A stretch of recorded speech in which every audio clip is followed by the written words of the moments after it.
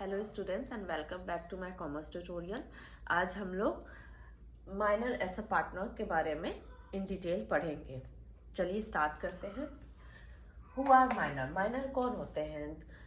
जो भी individual below 18 as के होते हैं उनको हम लोग माइनर कहते हैं। क्या माइनर्स को ऐसा पार्टनर ले सकते हैं? As per partnership act 1932 minor को ऐसा पार्टनर हम लोग नहीं ले सकते हैं, but with the mutual concern of other partners हम उनको एडमिट कर सकते हैं। अब ये क्वेश्चन अराइज होता है कि अगर माइनर को ऐसा पार्टनर हम लोग एडमिट कर लेते हैं तो क्या वो उसका जितना लायबिलिटी अदर्स पार्टनर्स के ऊपर होता है क्या उनका उतना होता है? क्या वो अपना लॉस में भी शेयर देता है? क्या वो प्रॉफिट में शेयर उतना ही लेता है? बहुत सारे ऐसे क्वेश्चंस हैं जिनके बारे में मैं आपको बताऊंगी। चलिए स्टार्ट करते हैं। ओके, माइनर को अदर पार्टनर के म्यूचुअल कंसर्ट से हम लोग एडमिट कर सकते हैं, बट बेनिफिट ये है माइनर का कि वो सिर्फ अपना प्रॉफिट शेयरिंग में ही पार्ट लेगा। वो जो भी फर्म को लॉस होता है उसमें उसका कोई पार्टिसिपेशन नहीं होता है। वो सिर्फ उतना ही देगा जितना कि वो कैपिटल इन्वेस्ट करता है, इसलिए उसकी जो लायबिलिटी होती है वो बहुत लिमिटेड होती है।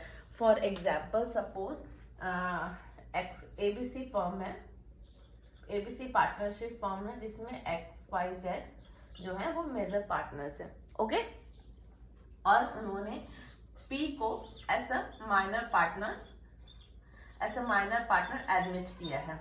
ठीक है, सपोज कि 2 साल तक फर्म बहुत अच्छे से चल रहा था, उसके बाद उन लोगों को ह्यूज लॉस हो जाता है और ह्यूज लॉस होता है जो उन लोगों को पे करना है। सपोज कि उन्होंने 10 लाख ऐसा लोन लिया था पार्टनरशिप फर्म को स्टार्ट करने के लिए, जिसमें जो पी का कंट्रीब्यूशन था वो सिर्फ 50,000 का ही था।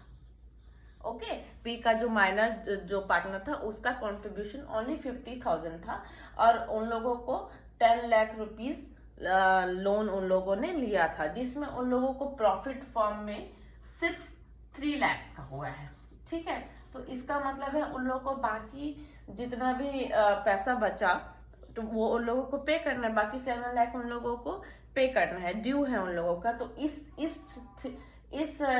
जो 10 लाख में 3 लाख तो वो जो प्रॉफिट आया उसमें पे कर देंगे, बाकी जो 7 लाख है वो उन लोग इंडिविजुअल अपने में डिवाइड करेंगे, बट वो माइनर से सिर्फ 50,000 रुपए ही मांग सकते हैं। माइनर जो पार्टनर है वो सिर्फ 50,000 देने के लिए ही लायबल है, बाकी वो अपने पॉकेट से 1 पैसा भी नहीं देगा। जबकि जो अदर पार्टनर है उनको अपने प्रॉपर्टी बेचना हो चाहे कुछ भी करना हो, उनको वो ड्यू पूरा फिल करना पड़ता है। ओके, इसीलिए इसका माइनर पार्टनर का बेनिफिट क्या हो जाता है? पहला तो वो सिर्फ प्रॉफिट शेयरिंग में उसको जितना भी प्रॉफिट होगा उसमें उसको बराबर का शेयर मिलेगा, जितना अदर पार्टनर को मिल रहा है उतना ही शेयर उसको भी मिलेगा। But in case of loss उसकी जो लायबिलिटी होती है वो लिमिटेड होती है, जितना वो कैपिटल इन्वेस्ट किया है उतना ही वो जब लॉस होगा तो उतना ही वो लायबल है पे करने के लिए, उससे 1 रुपए ज्यादा वो लायबल नहीं है। ओके, डिसएडवांटेज क्या है माइनर का? कि वो मैनेजमेंट में एक्टिव पार्टिसिपेशन नहीं ले सकता है। क्यों नहीं ले सकता है? उसके माइनर क्या है? 18 एज से कम। एक 16 साल के बच्चे को कितना ही दिमाग होगा, कितना ही एक्सपीरियंस होगा, कितना ही नॉलेज होगा, तो इसीलिए वो नहीं ले सकता है। जितना एक मेजर पार्टनर पार्टिसिपेट कर सकता है मैनेजमेंट में, उतना माइनर जो पार्टनर होता है वो पार्टिसिपेट नहीं कर सकता, या अगर वो करता भी है तो उसके वर्ड्स को उतना सीरियसली नहीं लिया जाता है। ओके, हाँ, सिर्फ वो अकाउंट्स कभी कभी चेक कर सकता है, वो भी कब? जब अगर उसको अकाउंट्स का नॉलेज है तभी वो चेक कर सकता है, नहीं तो वो भी नहीं कर सकता है। ओके, उसके बाद क्या है? वंस मेजर है वो मेजर बन जाता है। मतलब मेजर मतलब क्या कि वो जब 18 ईयर का हो जाता है, सपोज कि 2 साल से वो या 3 साल से पार्टनरशिप फॉर्म में ऐसा माइनर वर्क कर रहा है, उसके बाद वो मेजर हो गया, मतलब 18 ईयर्स हो गया, ठीक है, क्रॉस कर गया, तो उसके बाद उसको बताना पड़ता है अदर पार्टनर्स को कि उसको पार्टनरशिप कंटिन्यू करनी है या कि नहीं करनी है, और वो भी उसको नोटिस देना पड़ता है विद इन 6 मंथ। अगर 6 मंथ के अंदर वो नोटिस नहीं देगा तो क्या होगा, ऐसा एज्यूम कर लिया जाएगा कि वो अपना पार्टनरशिप कंटिन्यू करना चाहता है।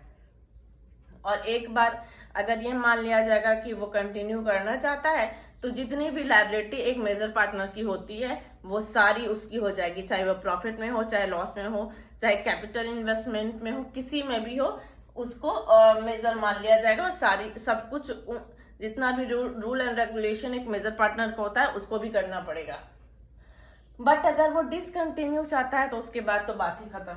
जब उसको काम ही नहीं करना है तो काहे की लायबिलिटी और कुछ भी नहीं करना पड़ेगा। बट अगर वो कंटिन्यू करना चाहता है और वो एक नोटिस दे देता है और नोटिस नहीं भी देता है और नहीं बताता है कि भाई मैं मेजर का हो गया हूँ और मुझे पार्टनरशिप कंटिन्यू करनी है, तो ऐसा एज्यूम कर लिया जाता है। ओके, आई होप समझ में आ गया होगा आपको, बट एक बार रिवाइज कर लेते हैं। माइनर क्या होता है, जिसकी एज 18 से कम होती है, बिलो होती है, उसको माइनर बोला जाता है। माइनर को ऐसा पार्टनर तभी सारे पार्टनर्स के म्यूचुअल कंसर्न से ही ले सकते हैं। अगर म्यूचुअली एग्री नहीं होते हैं अदर पार्टनर्स, अगर एक सपोज 3 पार्टनर हैं, एक पार्टनर एग्री हुआ, 2 पार्टनर नहीं हुआ, तो उसको ऐसे पार्टनर हम नहीं ले सकेंगे। बेनिफिट्स क्या होता है कि वो सिर्फ जो माइनर पार्टनर है वो सिर्फ प्रॉफिट में अपना शेयरिंग लेगा, बट और लॉस में जितना वो कैपिटल अपना इन्वेस्ट किया है उतने तक ही वो लायबल है, उससे ज्यादा उसकी कोई लायबिलिटी नहीं है। डिसएडवांटेज क्या है उसका कि वो एक्टिव पार्टिसिपेशन इन मैनेजमेंट नहीं कर सकता है। अगर वो कभी करता भी है तो उसके वर्ड्स को उतना सीरियसली, उसके व्यूज को उतना सीरियसली नहीं लिया जाएगा। और एक बार मेजर बनने के बाद उसको विदिन 6 मंथ सारे पार्टनर्स को इन्फॉर्म करना पड़ेगा, नोटिस देना पड़ेगा whether he want to continue the partnership और नॉट। अगर वो नहीं देता है तो ऐसा एज्यूम कर लिया जाएगा कि हाँ he want to continue the partnership, और उसके बाद उसके जितने भी रिस्पॉन्सिबिलिटी हैं सारे मेजर पार्टनर्स की तरह होंगे और उसकी भी उतनी ही लायबिलिटी होगी। Thank you.